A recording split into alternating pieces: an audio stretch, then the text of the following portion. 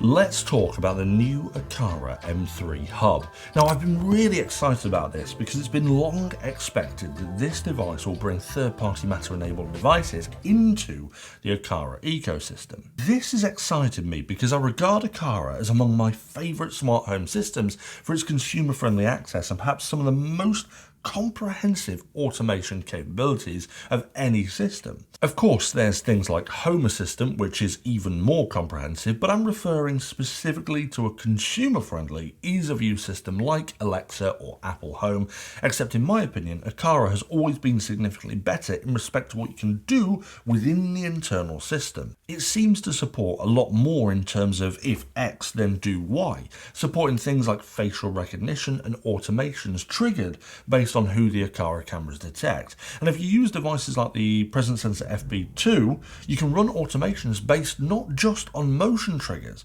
but triggers based on the exact position you're in a room, which is crazy. But the big thing that has always crippled it has been the fact that it's a closed system. There's no simple way to expose these cool automations to any other service or device outside of Aqara. Sure, you can use services like IFTTT and other hacked-together workarounds, exposing scenes and setting triggers for scenes in Alexa, but nothing particularly straightforward. And you'll find that some of the data recorded will be forever stuck inside the Aqara system, like the facial recognition. I'd like to stress, though, at this point, that is not the fault of Aqara.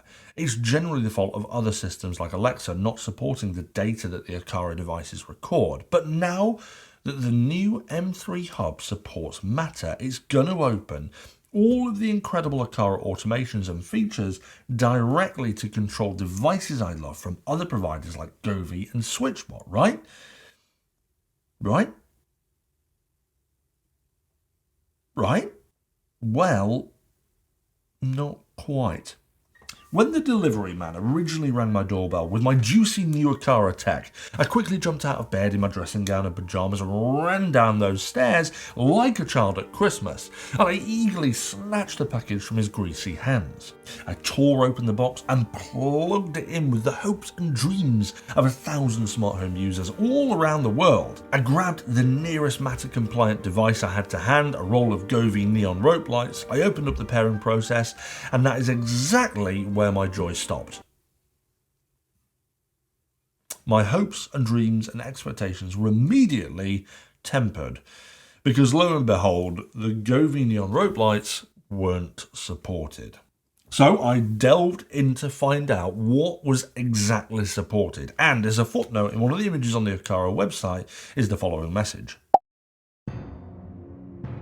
This has made me very sad indeed, because I own none of those devices, and absolutely no one should own Philips Hue at this point, unless you're the sort of person that uses banknotes to wipe your bottom with.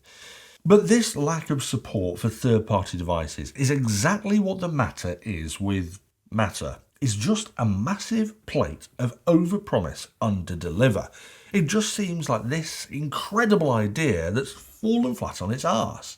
In an ideal world, I had expectations that everything which has the Matter logo plastered on the box would just seamlessly integrate from the get-go, but unfortunately, that was just a dream. And if the whole system ran on hopes and dreams and empty promises, then we'd have a smart home worthy of the 23rd century by now. But alas, it doesn't. But I don't want to be overly negative here because a lot of this is outside of Aqara's control. And as shocking as the state of Matter is, the M3 Hub still has the ability to utilise it along with almost every other protocol you can think of. Thread, Zigbee, Bluetooth, so on and so on. But it means that there is a lot of potential here, and actually Aqara have already stated they're working on making more Matter-compliant devices from other manufacturers compatible with the M3 Hub. I'm just hoping that we see more, and quickly too. But let's move on from the slightly bitter taste of Matter, and let's talk about some of the finer points and new features of the M3 Hub, and perhaps the most noticeable is that it brings local automations to your Aqara system without the need of accessing the cloud. Okay, there still will be some instances that will require cloud connectivity, of course, that's unavoidable. But with the automations and computing running locally, it means that it'll be faster and more stable experience. Although that said, I haven't personally had any issues with the older hubs in terms of stability, and I've used both the G3 and E1 hubs, which have worked pretty much flawlessly since I started using them. But this local automation functionality is a welcome addition, and it means essentially that if the internet was to go down, the automations would still be able to run, something which the cloud-based hubs of the past just wouldn't be able to achieve. Now, along with reliability, it offers a more secure experience without uploading to the cloud. So for those who are security conscious, then it's definitely a great update to have to get some local level of interactivity. Now, another way they've added further reliability is allowing you to power it over Ethernet. On the underside, there's a USB-C connector to power it through standard cables. This will force the M3 Hub to connect to your network over Wi-Fi, but if you wanted the most stable and quickest experience, then PoE is where you want to be, as it removes one of the wireless connections in that chain of command when interacting with your smart home. I absolutely love this feature, and something that I've been hoping for a long while. Also, while we're on the subject of the underside, they actually supply you with a mount to attach it to the ceiling or wall, and because the connectivity is central underneath, it means that you can essentially place all of the cables coming directly out the back and into a wall cavity, minimizing the cable mess, which I think is a really nice touch. Now, a few of the things they've included are an onboard speaker to use for alarms or status notifications, and it's pretty loud, and there's the ability to add your own ringtones or sounds for use in automations. So if you're inclined to do so, you could create a Jarvis or even set your own voice up as a house alarm, which could be both hilarious and terrifying. I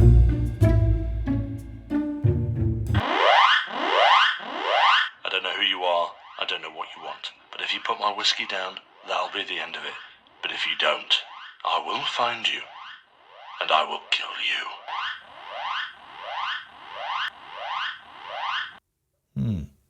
Oh, and it also has an onboard IR blaster, which is nice to see. This means that you can pair up things which are non-smart to it as long as they use an old form of infrared controller. So for example, I've paired up a Dyson fan, which the M3 Hub is now exposed to any Aqara automations that I want to run through it.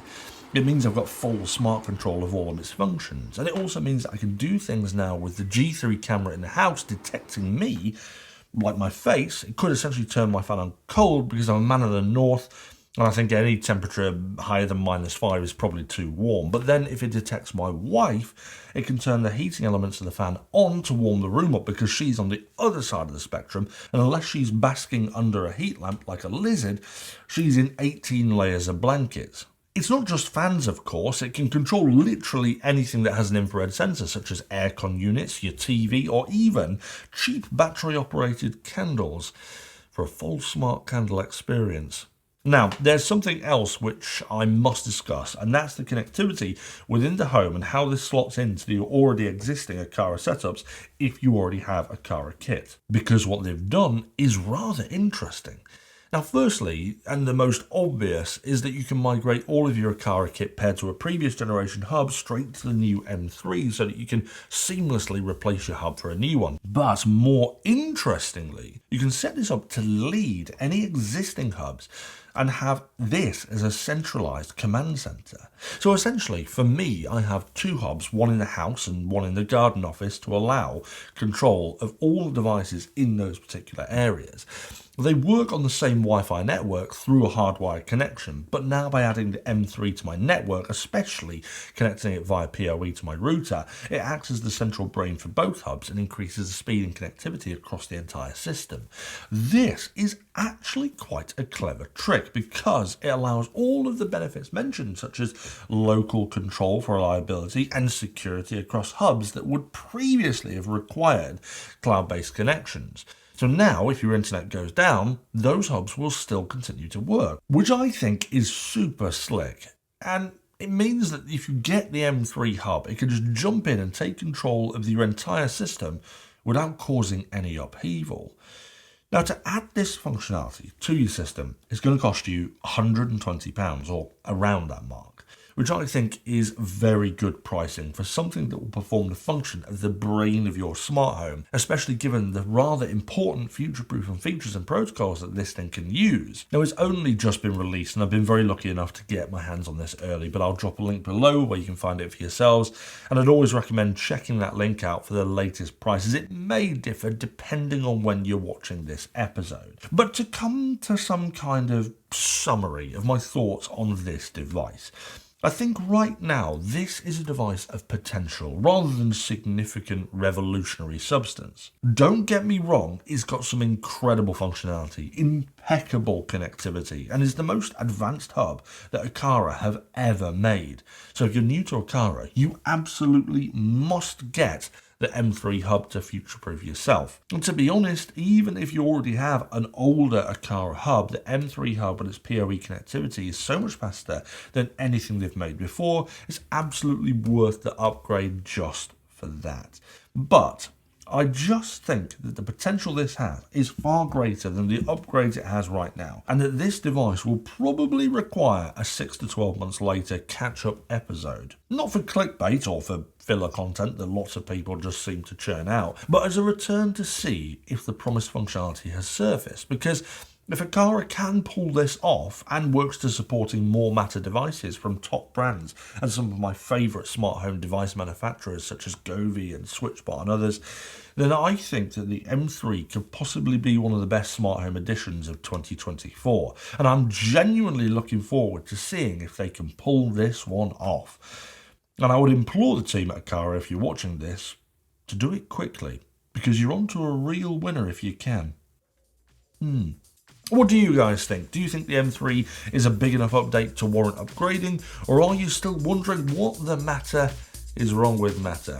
Now let me know in the comments below your thoughts on the Aqara M3 Hub, and if you enjoyed today's episode, don't forget to hit that thumbs up and subscribe, and I'll see you back for another episode of STU'S Reviews soon.